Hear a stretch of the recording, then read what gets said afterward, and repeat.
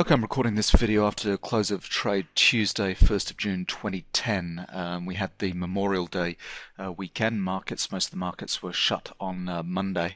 Kind of opened up this morning, Tuesday, and ended up down, I think, about 18 points on Friday's close. And I think things are about to get really, really ugly. And watch out below, and I'll just show you what I'm looking at on my charts. I said on Friday I thought the cyclical turn on the 135-minute time frame was really significant, and I'll show you that on this chart here. And that the level of 1050 is going to be a key kind of support area going forward. And what we saw today was a confirmation that the cyclical turn on this 135-minute time frame is good and is going to hold. So we had, coming into this cyclical turn, we'd broken into a downtrend below this cyclical support level back here at 1120. We're in a downtrend. We formed a pullback and a downtrend. We've got bearish divergence. All of these up bars are amateur up bars, signaling that the amateurs are buying into this pullback, and that's not a good sign. And the market kind of rolls over, and particularly at the end of today, we rolled over and kind of fell hard into the close. Now what I'm showing you is my three chart setup, where each time frame is 3 times the time frame above. Now I use this kind of setup on all of my charts. If I'm looking at my daily time frame charts, I look at a 500 tip bar chart, 1500 tip bar chart, and then 4500 tip bar chart. Each of those time frames is 3 higher than the one below.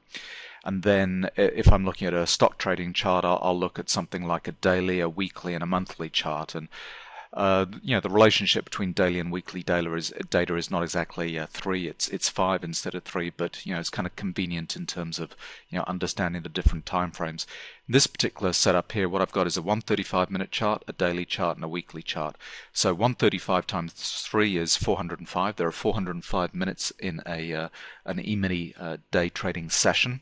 The second chart here is an @es.d chart on TradeStations. This is just the daily data. I pull it in on a 1440-minute chart because that gives me access to the bid and the ask volume data, and then the weekly chart. So again, the weekly chart between weekly and daily is not exactly 3, but that's kind of the most. Now, I talk about this a lot, the relationship with different kind of multiple time frames, that cyclical turns in higher time frames, when they are confirmed by trend moves in lower time frames, give high probability entry points here.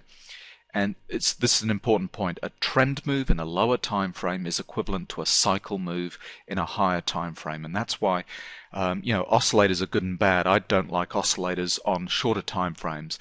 Oscillators on higher time frames are great because they actually enable you to measure a trend, and where you can see cyclical turning points happening on higher time frames, we could look to trend moves in lower time frames. Now you can check on the site, there's a whole section on multiple time frames, and I kind of go through that kind of mantra repeatedly.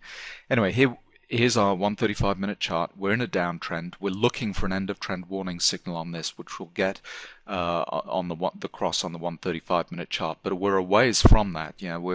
We're a day or 2 days away from getting a cross on that chart. That will need to coincide either the cyclical turn that's an end of trend warning signal, or the second cyclical turn after an end of trend warning signal will need to coincide with a cyclical turn on the weekly chart here. And you can see on the weekly chart we're coming back down into a cyclical turn, but we're a week or maybe 2 weeks away from that cyclical turn on this highest time frame, and the combination of those two will signal the end of this downtrend move. Now we're extremely close to the 1050 level, and we had fireworks that led to the May 6th decline here, the flash crash. Here we're kind of retesting those lows. We're just a few points away from that 1050 level. That 1050 level breaks, all hell's going to break loose, and we're going to fall really hard. And we already know after the flash crash that there's very little demand at this point to come in and pick up support. So it's critical that the 1050 holds. Now, tomorrow's activity, my guess is we're going to move into a strong downtrend move either tomorrow or the next day, and we need to see extremely high volume come in to buy those lows in order to hold either at 1050, 1040, around that level. If we don't see that, if that volume does not come in to try and buy those lows, this thing's going to really fall away quickly. And in terms of my timing, the weekly chart suggesting that we're going to have weakness in the E-mini for at least the rest of this week and probably into next week as well. So, my gut feeling says that we're inches away from breaking 1050, and we're going to get a strong move after that. Now, my comments about kind of strong volume kind of coming in need to be borne out when we see this on the better momentum indicator.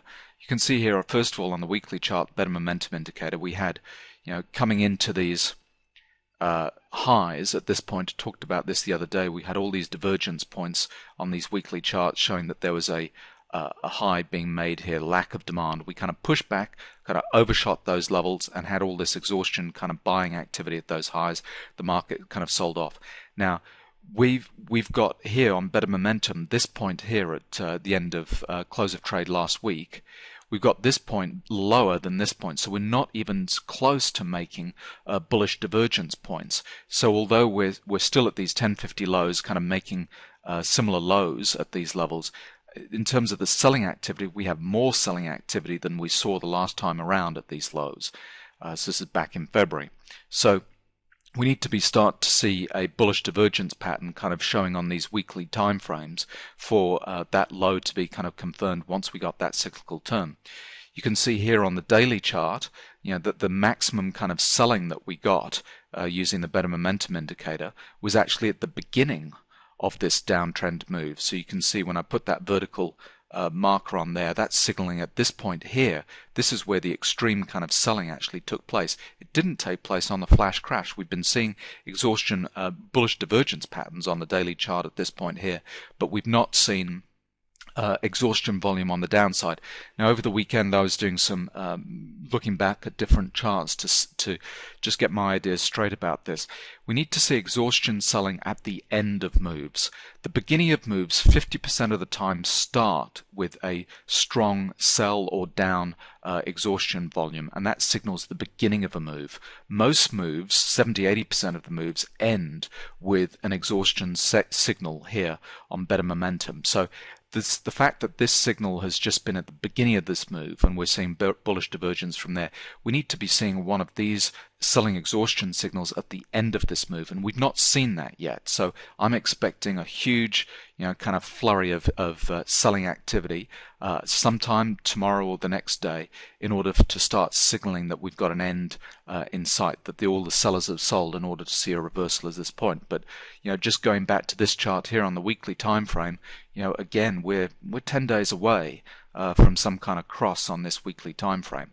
And then the end of trend warning signal that we're going to see on this time frame. So again, the 35-minute chart, the last exhaustion volume selling that we got was, again, it was the beginning of this downtrend move. So we need to be seeing that activity to end, to coincide with an end of trend warning signal here, or a second cyclical turn coming soon. So I'm looking for tomorrow or the next day to be an extremely high volume, large range down day, and let's see if 1050 holds or if we break below that and bounce back up to 1050 level.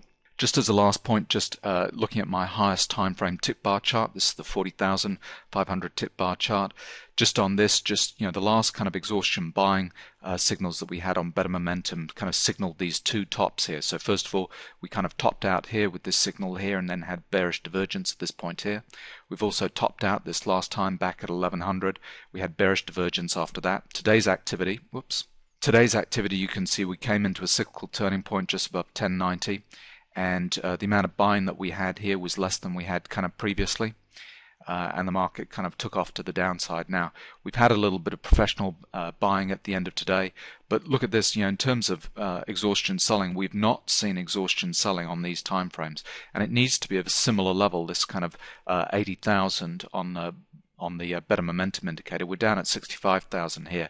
I mean, I think we're going to be seeing some kind of strong exhaustion selling signal on this time frame. But this is a second cyclical turn, my old friend, second cyclical turn after an end of trend warning signal that often signals the start of a new trend move. Trend move means that we're going to kind of break below cyclical support.